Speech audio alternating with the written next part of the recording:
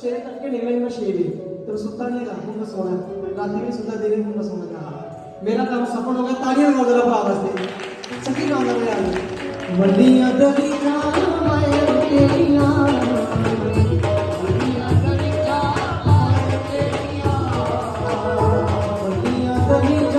ਮੈਂ ਤੇਰੀਆਂ ਵੱਡੀਆਂ ਦਲੀਆਂ ਮੈਂ ਤੇਰੀਆਂ